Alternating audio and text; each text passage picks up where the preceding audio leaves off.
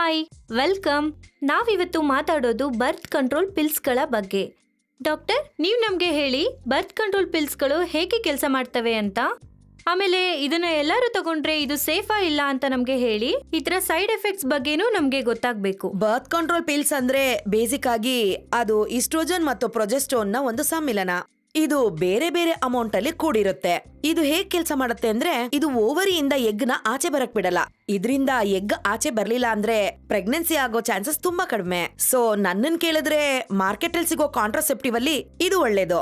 ಒಂದು ಹೆಣ್ಣಿನ ದೇಹದಲ್ಲಿ ಈಸ್ಟ್ರೋಜನ್ ಮತ್ತು ಪ್ರೊಜೆಸ್ಟ್ರೋನ್ ಆಲ್ರೆಡಿ ಇರುತ್ತೆ, ಆದ್ರೆ ಮಾತ್ರ ಇದು ಸಿಂಥೆಟಿಕ್ ಆಗಿರುತ್ತೆ. ಸಾಧಾರಣವಾಗಿ ಪ್ರೆಗ್ನೆನ್ಸಿ ಟೈಮಲ್ಲಿ ಯಾವ ತರ ಸಿಂಪ್ಟಮ್ ಇರುತ್ತೋ ಅದು ಹಾಗೆ ಇರುತ್ತೆ. ಪ್ರೆಗ್ನೆನ್ಸಿ ಟೈಮಲ್ಲಿ ಈಸ್ಟ್ರೋಜನ್ ಮತ್ತು ಪ್ರೊಜೆಸ್ಟ್ರೋನ್ ಜಾಸ್ತಿ ಆಗುತ್ತೆ. ಇಂಥ ಸಮಯದಲ್ಲಿ ತುಂಬಾ ಜನ ಹೆಣ್ಮಕ್ಳಿಗೆ ತಲೆ ಸುತ್ತುತ್ತೆ, ವಾಂತಿ ಬರುತ್ತೆ, ತುಂಬಾ ಹೊಟ್ಟೆ ಹಸುವಾಗುತ್ತೆ. ಕೆಲವರಿಗೆ ಬ್ರೆಸ್ಟ್ ಪೇನ್ ಬರುತ್ತೆ, ಕೆಲವೊಮ್ಮೆ ಸ್ಕಿನ್ ಕ್ಲಿಯರ್ ಆಗ್ಬಿಡುತ್ತೆ. ಆದ್ರಿಂದಾನೇ ಕೆಲವರು ಮೊಡವೆಗಳಿಗೆ ಓರಲ್ ಕಾಂಟ್ರಾಸೆಪ್ಟಿವ್ ಪಿಲ್ಸ್ ತಗೊಳ್ಳೋದು. ಇದರಿಂದ ಕೆಲವರಿಗೆ ಸ್ಕಿನ್ ಮೇಲೆ ಪ್ಯಾಚಸ್ ಬರುತ್ತೆ. ಇದು ಕೂಡ ಪ್ರೆಗ್ನೆನ್ಸಿ ಟೈಮಲ್ಲೇ ನಡೆಯುತ್ತೆ. ಆದ್ರೆ ಈ ಕಾಂಟ್ರಾಸೆಪ್ಟಿವ್ ಟ್ಯಾಬ್ಲೆಟ್ ತಗೊಳ್ಳೋದ್ರಲ್ಲಿ ಒಂದು ರಿಸ್ಕ್ ಇದೆ.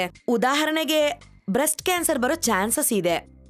ಅದು ಅಲ್ಲದೆ ಬ್ಲಡ್ ಕ್ಲಾಟ್ ಆಗೋ ಚಾನ್ಸಸ್ಸೂ ಇದೆ.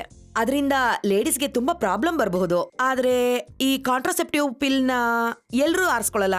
ತುಂಬಾ ಜನ ಯಾಕೆ ತಗೊಳ್ತಾರೆ ಅಂದ್ರೆ ಅವ್ರಿಗೆ ಪ್ರೆಗ್ನೆನ್ಸಿ ಆಗೋದ್ರಲ್ಲಿ ಇಷ್ಟ ಇರಲ್ಲ. ಇದನ್ನ ಅವ್ರು ತಗೊಳ್ದೆ ಹೋದ್ರೆ ಇಷ್ಟ ಇಲ್ದೆ ಮಕ್ಳೆತ್ಕೋಬೇಕು ಅಥವಾ ಅಬಾರ್ಷನ್ ಮಾಡ್ಕೋಬೇಕು. ಇಷ್ಟ ಇಲ್ದೆ ಮಗುವನ್ನ ಹೆರೋದು ಅಥವಾ ಅಬಾರ್ಷನ್ ಮಾಡ್ಕೊಳ್ಳೋದು ಫಿಸಿಕಲ್ ಆಗಿ ಹಾಗೂ ಎಮೋಷನಲ್ ಆಗಿ ತುಂಬಾ ಸ್ಟ್ರೈನ್. ಅದು ಸೈಕಾಲಜಿಕ್ ಆಗಿ ಹೆಣ್ಣಿನ ಮನಸ್ಸಿಗೆ ನೋವು ಕೊಡುತ್ತೆ. ಅದಕ್ಕೆ ಬರ್ತ್ ಕಂಟ್ರೋಲ್ ಬೆಟರ್. ಡಾಕ್ಟರ್, ಈ ಬರ್ತ್ ಕಂಟ್ರೋಲ್ ಪಿಲ್ಸ್ ನ ತಗೊಳ್ಳೋದ್ರಿಂದ ಹೆಂಗಸರಿಗೆ ಕ್ಯಾನ್ಸರ್ ಬರೋ ಚಾನ್ಸಸ್ ಇದೆಯಾ? ಬ್ರೆಸ್ಟ್ ಕ್ಯಾನ್ಸರ್ ಮಾತ್ರನೇ ಬ್ರೆಸ್ಟ್ ಕ್ಯಾನ್ಸರ್ ಬರಕ್ಕೆ ಚಾನ್ಸಸ್ ಇದೆ. ಆದ್ರೆ ಇನ್ನೊಂದು ವಿಷಯನೂ ಕಂಡು ಹಿಡಿದಿದ್ದಾರೆ. ಬೇರೆಯವರಿಗೆ ಕಂಪೇರ್ ಮಾಡಿದ್ರೆ ಕಾಂಟ್ರಾಸೆಪ್ಟಿವ್ ಪಿಲ್ಸ್ ತಗೊಳ್ಳೋರಿಗೆ ಸಾವಿನ ರಿಸ್ಕ್ ಕಡಿಮೆ. ಯಾಕೆಂದ್ರೆ ಅವ್ರು ಆವಾಗವಾಗ ಚೆಕಪ್ ಹೋಗ್ತಾ ಇರ್ತಾರೆ.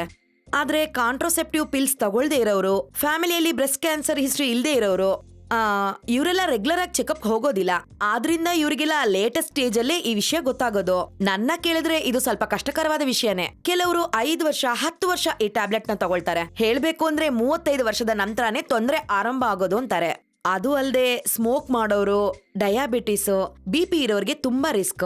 ಆದ್ರಿಂದ ಪ್ರೆಗ್ನೆನ್ಸಿನ ಅವಾಯ್ಡ್ ಮಾಡ್ಬೇಕು ಅನ್ನೋರಿಗೆ ಇದು ತುಂಬಾ ಒಳ್ಳೆ ಪಿಲ್ಸ್. ಆದ್ರೆ ಇದರಿಂದ HIV ಅಥವಾ ಸೆಕ್ಸುಯಲಿ ಟ್ರಾನ್ಸ್ಮಿಟೆಡ್ ಡಿಸೀಸ್ ನೋ ತಡೆಯಕ್ಕಾಗಲ್ಲ. ಅದಕ್ಕೆಲ್ಲ ಕಾಂಡಮೇ ಒಳ್ಳೇದು.